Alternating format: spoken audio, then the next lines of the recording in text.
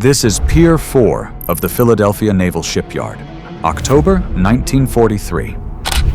Multiple witnesses watched a 1,500-ton Navy destroyer disappear, not sink, not explode, but vanish into thin air. Never heard of the Philadelphia experiment?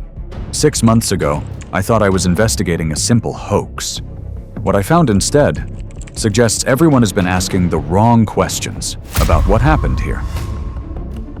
See, the US Navy is still classifying documents about this ship 80 years later. Meanwhile, a respected astronomer who investigated the case ended up dead under suspicious circumstances.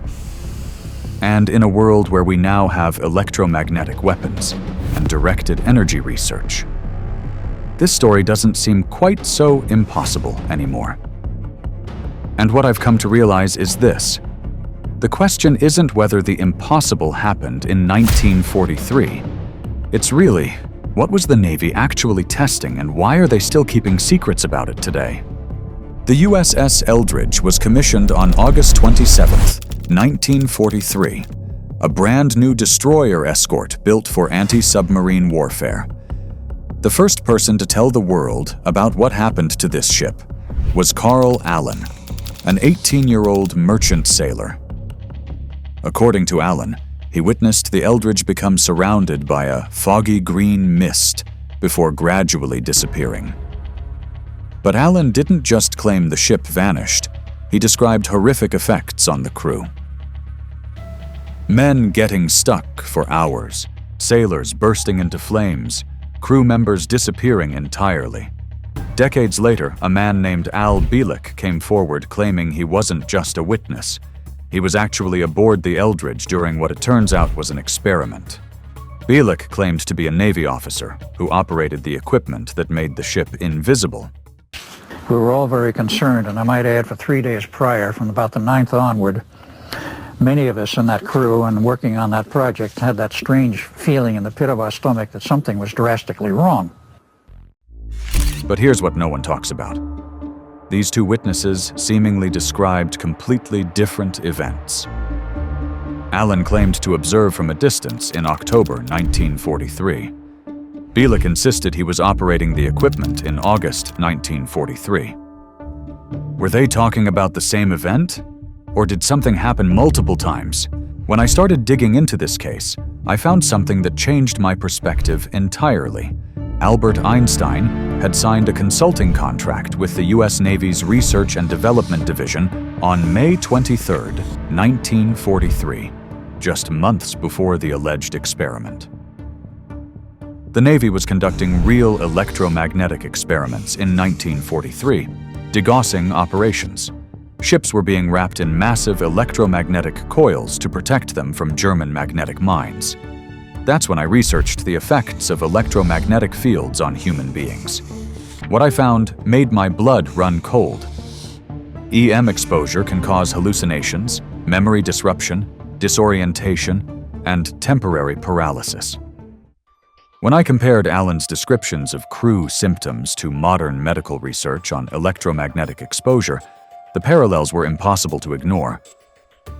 But what convinced me something real had happened was what I found when I tried to verify the story. The USS Eldridge's deck logs are completely missing from August 1943 to January 1944.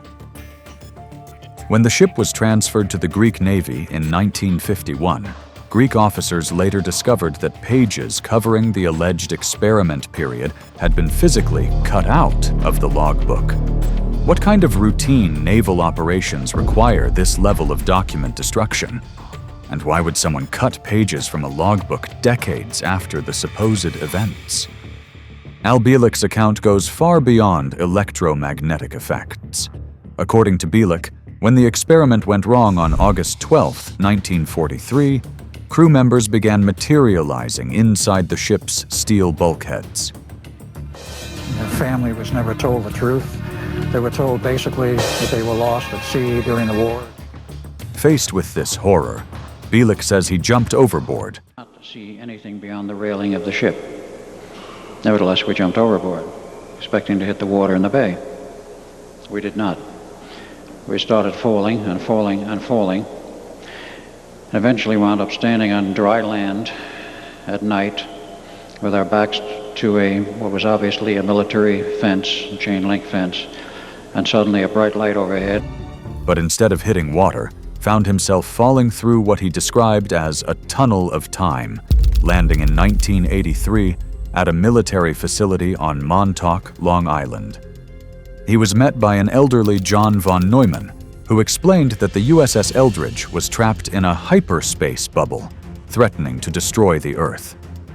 Bielek claims he was sent back to 1943 to destroy the equipment, then age regressed and given a new identity. Now, of course, this sounds like complete science fiction, but I did dig up something fascinating.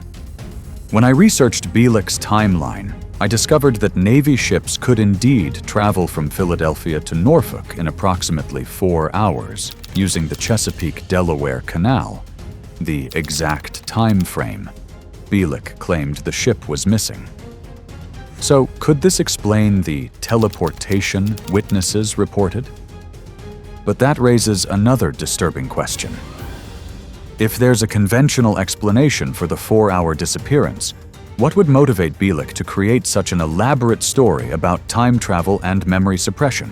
That's when I discovered something that changed everything.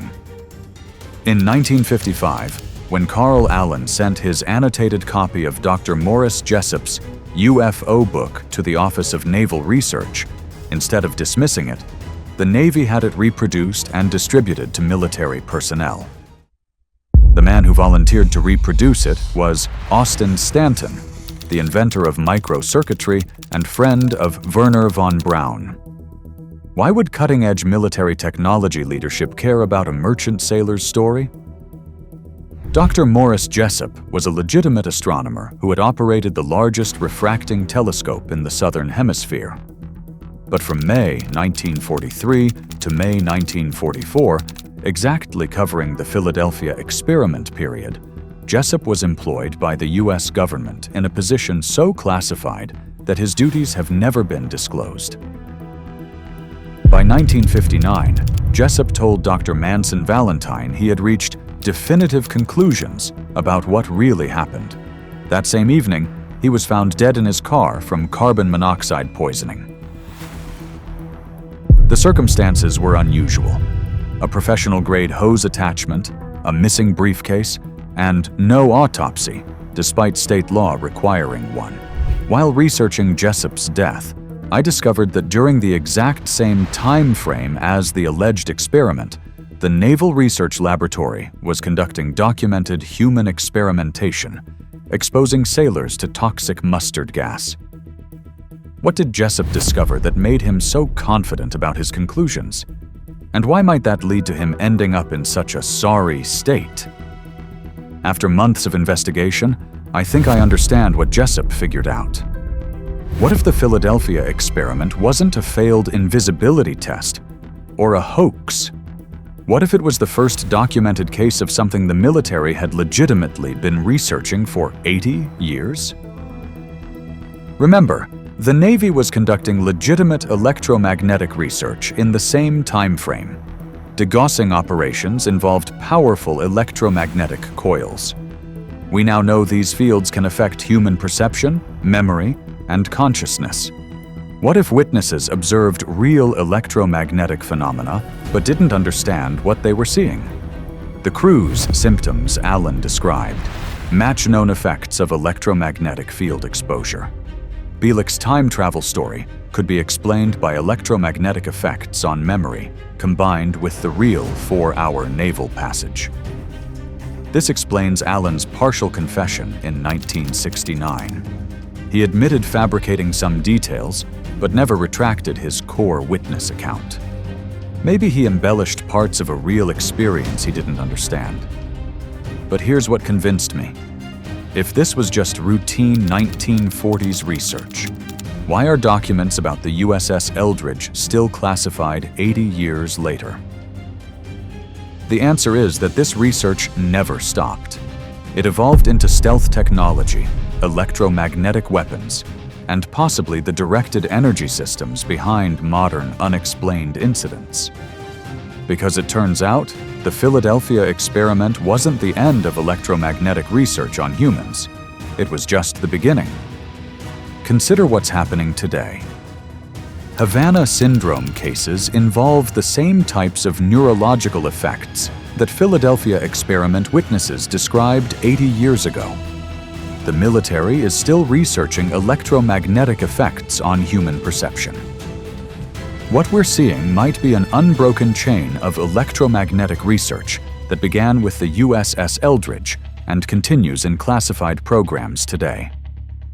The witnesses didn't see impossible technology. They saw the future being born.